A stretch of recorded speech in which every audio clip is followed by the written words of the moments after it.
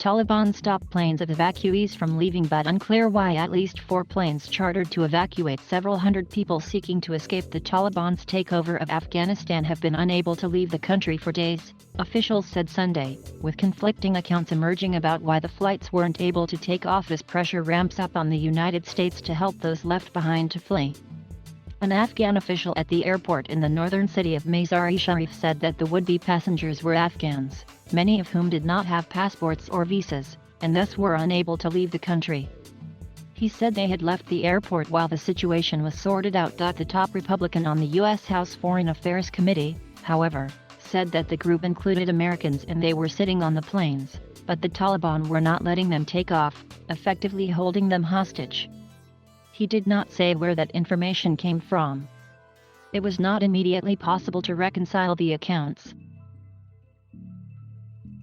The final days of America's 20-year war in Afghanistan were marked by a harrowing airlift at Kabul's airport to evacuate tens of thousands of people, Americans and their allies, who feared what the future would hold, given the Taliban's history of repression, particularly of women.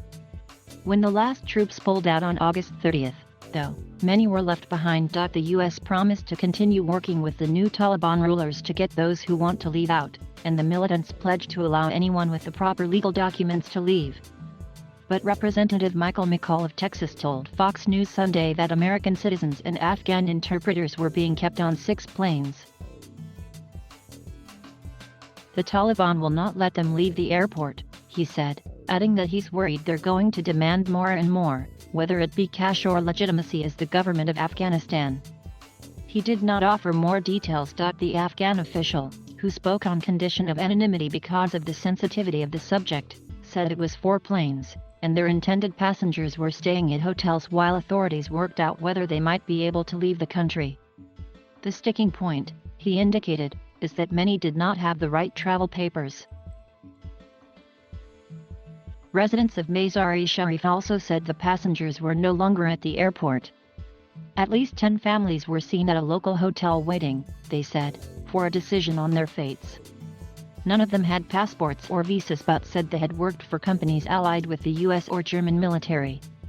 Others were seen at restaurants. The State Department has no reliable way to confirm information about such charter flights, including how many American citizens might be on them, since it no longer has people on the ground, according to a U.S. official. But the department will hold the Taliban to their pledges to let people travel freely, said the official, who spoke on condition of anonymity because they were not authorized to speak publicly on the matter.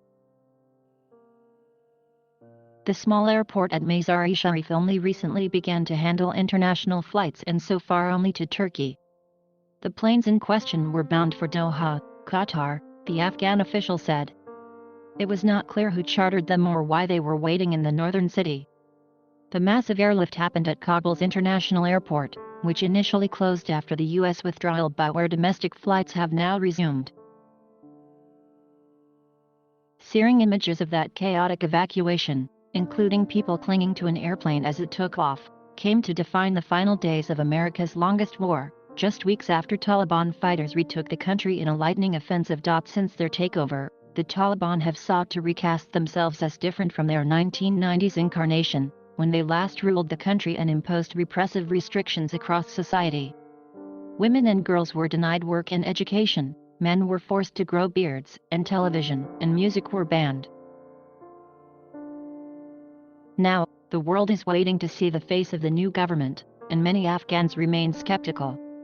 In the weeks since they took power, signals have been mixed. Government employees including women have been asked to return to work, but some women were later ordered home by lower-ranking Taliban. Universities and schools have been ordered open, but fear has kept both students and teachers away. Women have demonstrated peacefully, some even having conversations about their rights with Taliban leaders. But some have been dispersed by Taliban special forces firing in the air. Among the promises the Taliban have made is that once the country's airports are up and running, Afghans with passports and visas would be allowed to travel. More than 100 countries issued a statement saying they would be watching to see that the new rulers held to their commitment. Technical teams from Qatar and Turkey arrived in recent days and are working to get the civilian airport operational.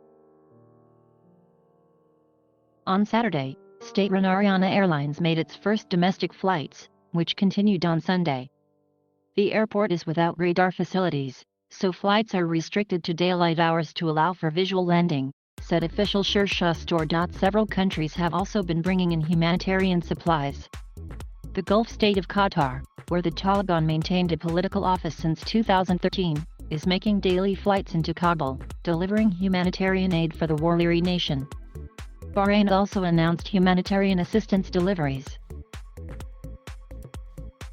Meanwhile, the Taliban stepped up an assault on the last remaining pocket of resistance being led by fighters opposed to their rule. The anti-Taliban fighters in Panjshir province, north of the Afghan capital, are being led by former Vice President Amrullah Saleh, who has appealed for humanitarian aid to help the thousands of people displaced by the fighting. A senior Taliban spokesman tweeted Sunday that Taliban troops had overrun Roka district, one of the largest of 8 districts in Panjshir. Several Taliban delegations have attempted negotiations with the holdouts there, but talks have failed to gain traction. Fahim Dashti, the spokesman for the group that is fighting the Taliban, was killed in a battle on Sunday, according to the group's Twitter account. Dashti was the voice of the group and a prominent media personality during previous governments. He was also the nephew of Abdullah, a senior official of the former government who is involved in negotiations with the Taliban on the future of Afghanistan. Saleh fled to Panjshir after Afghan President Ashraf Ghani quit Afghanistan as the Taliban marched on the capital. The fighters' lightning bullets across the country took less than a week to overrun some 300,000 government troops, most of whom surrendered or fled.